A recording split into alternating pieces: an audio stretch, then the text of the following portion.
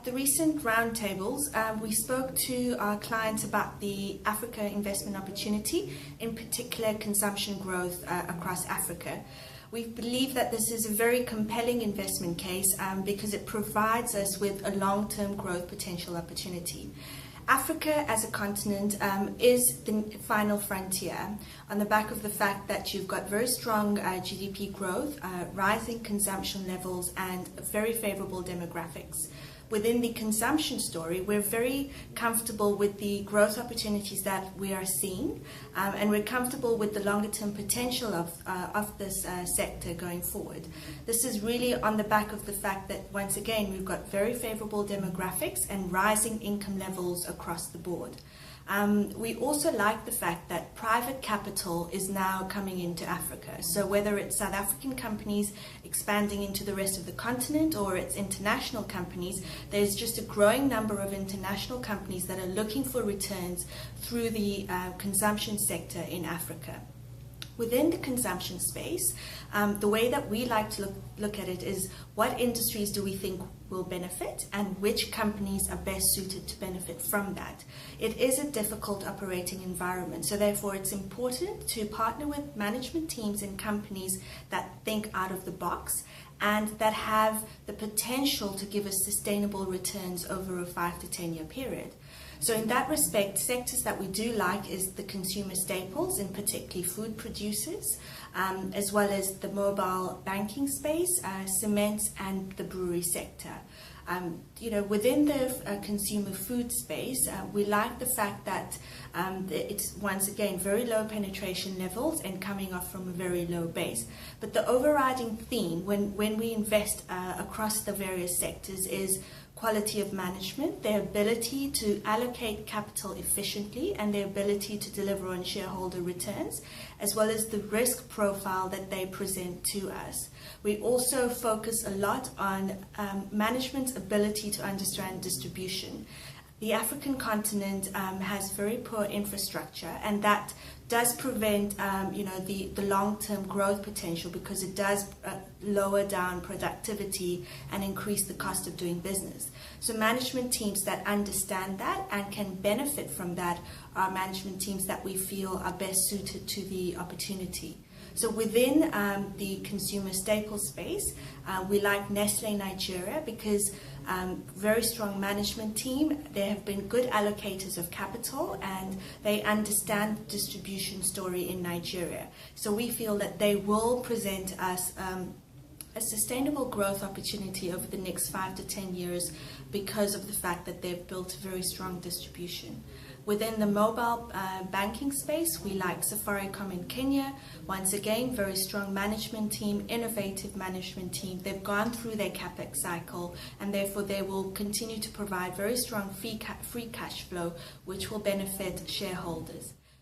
So in conclusion, we're very positive on the African consumption growth story, and we feel that companies that will best benefit from these are companies that understand the local operating environment, that are partnering with the right local players, that have a good understanding of the distribution that is necessary in each country, and that are out-of-the-box thinkers, because you need to be innovative when operating in a challenging operating environment. So people need to understand that and be cognizant of that when investing on the continent.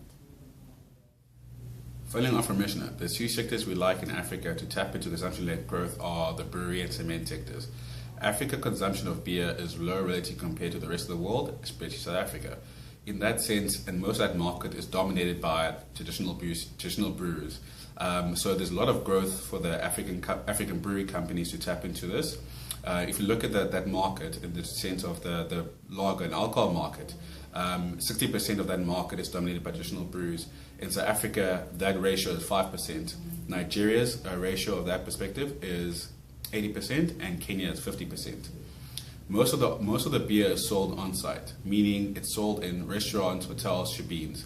So distribution is key. So for us, we find it's very important to partner with companies and management that have very good distribution networks. In that sense, a company we have highlighted to tap into this growth potential is Nigerian breweries. Nigerian Breweries is a subsidiary of Heineken, of the Heineken Group, which is one of the largest brewery companies in the world. Nigerian Breweries has dominant market share in Nigeria of over 60%. They have a very strong distribution network, a very strong and able management team, and have product categories in each of the marketing segments in which they market to. A key thing for them is their marketing and strategy. They've been very good operators in Nigeria, and their marketing has been targeted the 18 to 30-year-old age segment. So we feel they are the best operators in the Nigerian lager and beer market, and they'll be the best place to tap into the growth in this sector. Moving on to the cement sector, Africa suffers from an infrastructure development deficit, which I think we're all quite aware of. In that sense, cement consumption will be very key as Africa expands its rail network, its road network, and improves its power generation capabilities. And in that sense, East Africa will be a key growth area for cement consumption in Africa. Cement consumption in East Africa is forecasted to grow at over 14% for the next 5 years. Key countries to highlight in East Africa where the cement consumption is growing will be Kenya and Tanzania. A company we have targeted to include in the portfolio to tap into the cement-led consumption growth is Arteria Mining of Kenya. They are one of the largest growing cement producers in East Africa, with cement plants in Kenya, Rwanda, and Tanzania. They are forecasted to grow cement production capacity by over 40% in the next 3 to 5 years. They have a very strong and able management team with shareholding the company, which aligns shareholder interest with management, which we feel is very important. They also benefit from higher EBITDA margins compared to their peers, based on the fact that they have a lower operating cost relative to their peers. So we feel a company like Arteria Mining is a company we feel very happy with to include the portfolio, and will continue to grow as the years unfold and Africa's development increases.